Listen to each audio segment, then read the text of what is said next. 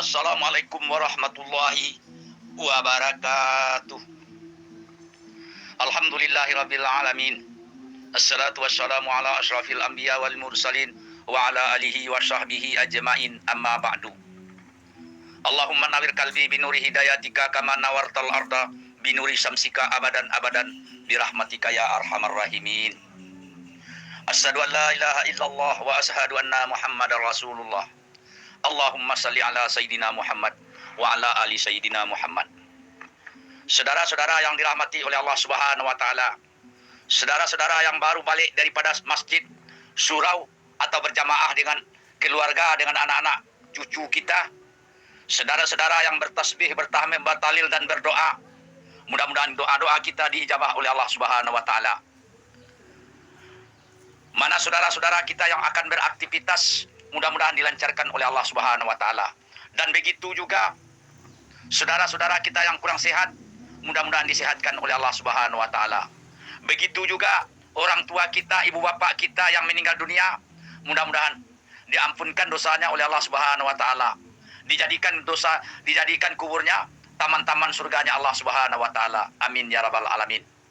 Dan tak lupa kita doakan anak-anak keturunan kita, anak cucu kita doakan supaya menjadi anak yang saleh dan salehah. Amin ya rabbal alamin. Amarilah saudara-saudara, serupa biasa kita sampaikan sebuah hadis. Bagian pertama, kelebihan salat. A'udzubillahi minasyaitonirrajim. Bismillahirrahmanirrahim. Sayyidina Abdullah bin Umar radhiyallahu anhu meriwayatkan bahwasanya Rasulullah sallallahu alaihi wasallam bersabda, Islam dibina atas 5 rukun. Bersaksi bahwasanya tiada Tuhan selain Allah Subhanahu wa taala, dan Muhammad adalah hambanya dan rasulnya, mendirikan salat, mengeluarkan zakat, menunaikan haji, dan berpuasa pada bulan Ramadan. Hadis ini diriwayatkan oleh Imam Bukhari dan Imam Muslim. Keterangan hadis ini, kelima-lima perkara di atas merupakan asas Islam yang unggul dan rukun yang penting.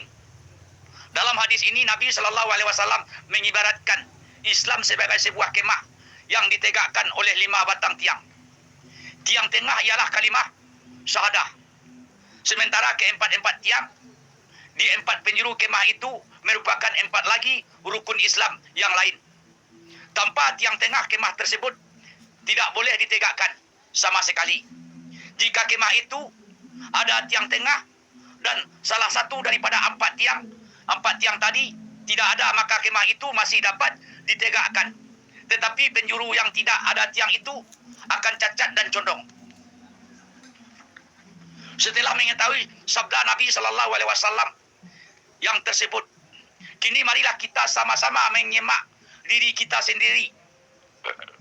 Sejauh manakah teguhnya kemah yang telah kita dirikan itu, dan rukun Islam yang manakah telah dapat kita jaga dengan sempurna. Sebenarnya kelima-lima rukun Islam tersebut amat penting, sehingga dijadikan sebagai asas Islam.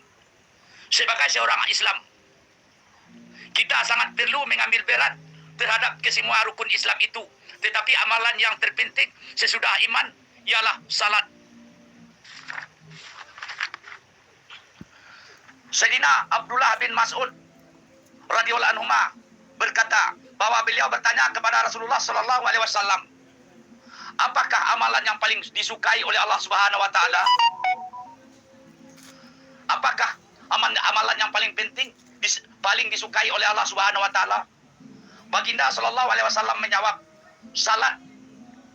Saya bertanya lagi, selepas salat apa pula? Jawaban baginda sallallahu alaihi wasallam, berbuat baik kepada kedua ibu bapa.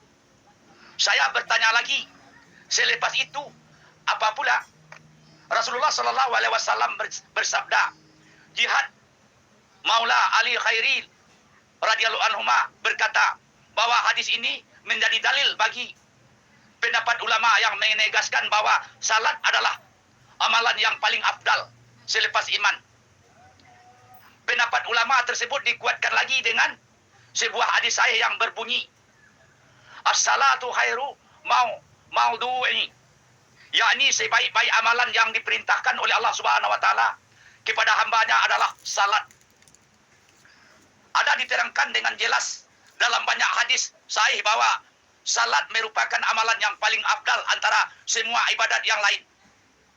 Antara hadis tersebut ada yang terkandung dalam kitab Al-Jami Us-Suwiri seperti yang diriwayatkan oleh 5 orang sahabat, yaitu Sayyidina Sauban, Sayyidina Ibnu Amir, Sayyidina Salmah, Sayyidina Abu Umamah, dan Sayyidina Ubadah radhiyallahu anhuma. Diriwayatkan daripada Sayyidina Abdullah bin Mas'ud dan Sayyidina Anas radhiyallahu anhuma bahwa amalan yang terbaik ialah mengerjakan salat tepat pada waktunya. Diriwayatkan juga daripada Sayyidina Abdullah bin Umar radhiyallahu anhuma dan Sayyidina Ummu Fardah bahwa amalan yang paling baik ialah salat pada awal waktunya. Itulah saudara-saudara hadis yang kita sampaikan. Selepas iman, selepas kita mengucap kalimat syahadat, yang paling penting salat. Yang lain-lain seperti zakat, puasa. Zakat, kalau kita tak ada duit, kita tak berzakat. Puasa pun serupa itu. Kalau kita banyak penyakit, boleh. Tapi kalau sembahyang, tak ada. Kecuali nafas sudah sampai di kerongkongan, itu baru kita tak sembahyang lagi. Lah sampai kita lah ditalilkan, itu tak ada sembahyang lagi. Selagi nyawa boleh ke atas ke bawah, kita sadar, kita tak boleh kita tinggalkan. Macam mana cara pun, sekalipun, kita harus salat. Itulah yang paling penting. Selepas taat kepada ibu bapa, berbuat baik kepada ibu bapa, itulah yang paling penting, salat. Itulah saudara-saudara, mana yang kurang-kurang salat, bersalatlah, bertobatlah kepada Allah Subhanahu wa taala. Mudah-mudahan tobat kita diterima oleh Allah Subhanahu wa taala. Terhindar kita nanti daripada azab api neraka, dijauhkan oleh Allah Subhanahu wa taala. Mudah-mudahan dosa-dosa kita berguguran, dosa-dosa kecil kita berguguran karena kita salat. Maka itu janganlah yang belum-belum, kata orang, yang sekali-sekali seminggu salat, sekali yang belang-belang salat, yang setahun sekali, rajinkanlah bersalat. Itulah yang paling afdal. Itulah yang dapat kita sampaikan di pagi-pagi ini. Mudah-mudahan hadis ini sama-sama bermanfaat bagi kita bersama. Itulah yang dapat saya sampaikan. Assalamualaikum warahmatullahi taala wabarakatuh.